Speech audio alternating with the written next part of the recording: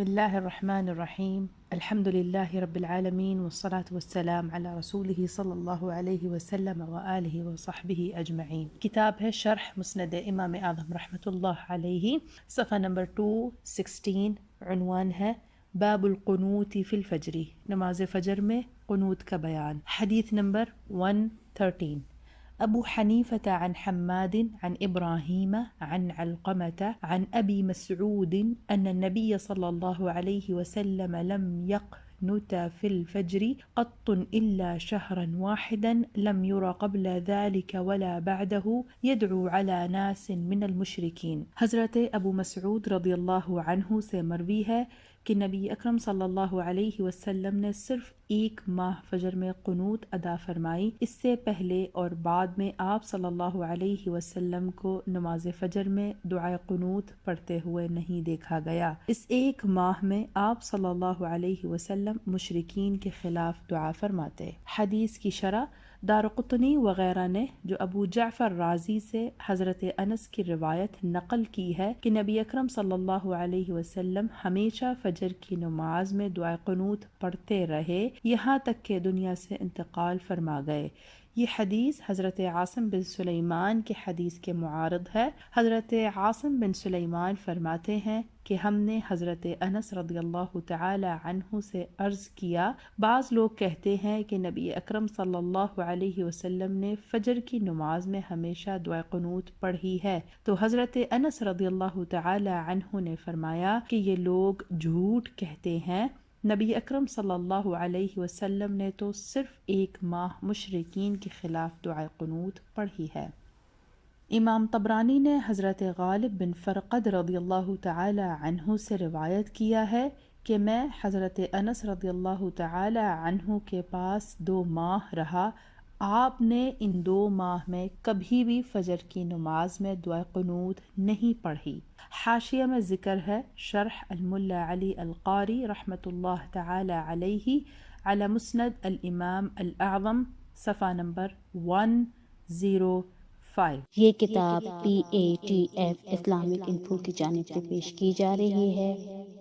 حدیث نمبر 114، ابو حنیفة عن عطیة عن ابی سعید عن النبی صلی اللہ علیہ وسلم انه لم يقنت الا 40 يوما يدعو على عصیة وذکوان ثم لم يقنت الى ان مات۔ حضرت ابو مسعود رضی اللہ عنہ سے مروی ہے کہ نبی اکرم صلی اللہ علیہ وسلم نے صرف 40 دن دعائے قنوت ادا فرمائی۔ ان دنوں آپ صلی اللہ علیہ وسلم قبیلہ ذکوان اور عصیہ کے خلاف دعا فرماتے تھے۔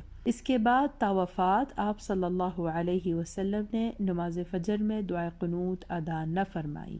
حدیث کی شرح یعنی نبی اکرم صلی اللہ علیہ وسلم نے فجر کی نماز میں دعائے قنوت نہیں پڑھی سوائے 40 دن کے، اور یہ ایک عارضہ کی وجہ سے تھا، جیسا کہ اگلے مفہوم سے ظاہر ہے کہ اس میں نبی اکرم صلی اللہ علیہ وسلم قبیلہ عصیہ ذکوان کے خلاف دعا کرتے تھے۔ اس کے بعد آپ صلی اللہ علیہ وسلم نے نماز فجر میں دعائے قنوت نہیں پڑھی یہاں تک کہ آپ صلی اللہ علیہ وسلم وصال فرما گئے۔ امام بزار، ابن شیبہ، طبرانی اور امام طحاوی علیہم الرحمہ نے روایت کیا ہے، حضرت عبداللہ فرماتے ہیں کہ نبی اکرم صلی اللہ علیہ وسلم نے صرف ایک ماہ ہی دعائے قنوت پڑھی ہے، پھر آپ نے اس کو چھوڑ دیا، نہ اس سے پہلے پڑھی اور نہ بعد میں۔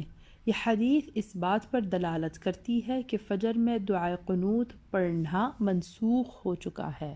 حاشیہ میں ذکر ہے، شرح الملا علی القاری رحمۃ اللہ تعالی علیہ علی مسند الامام الاعظم، صفحہ نمبر 299۔ امام شافعی علیہ الرحمہ کا بارگاہ امام ابو حنیفہ علیہ الرحمہ میں ادب و احترام کا یہ عالم تھا کہ وہ فرماتے ہیں کہ میں حضرت امام ابو حنیفہ علیہ الرحمہ سے برکت حاصل کرتا ہوں اور آپ کی قبر پر حاضری دیتا ہوں، اور جب مجھے کوئی ضرورت پیش آتی ہے تو میں 2 رکعت نماز نفل ادا کرتا ہوں اور ان کی قبر کے قریب آ کر اس کے حل کے لیے اللہ تعالیٰ سے دعا کرتا ہوں تو میری حاجت جلد پوری ہو جاتی ہے، اور ایک مستند روایت یہ ہے کہ حضرت امام شافعی علیہ الرحمہ نے نماز فجر امام اعظم علیہ الرحمہ کے قبر کے نزدیک ادا کی تو اس میں قنوت نہیں کیا، جبکہ شوافع کے یہاں قنوت نماز فجر میں پڑھی جاتی ہے۔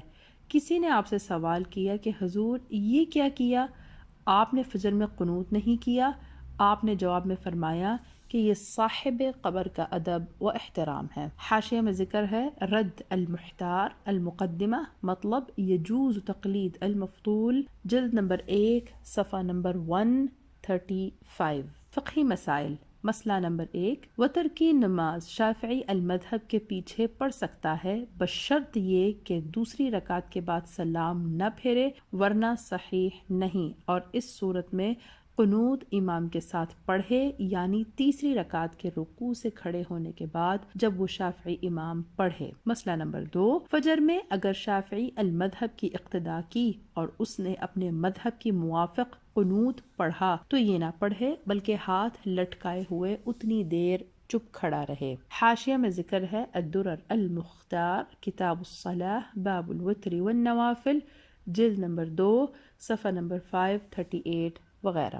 مسئلہ نمبر 3، وتر کے سوا اور کسی نماز میں قنوت نہ پڑھے، ہاں اگر حادثہ عظیمہ واقع ہو تو فجر میں بھی پڑھ سکتا ہے، اور ظاہر یہ ہے کہ رکوع کے قبل قنوت پڑھے۔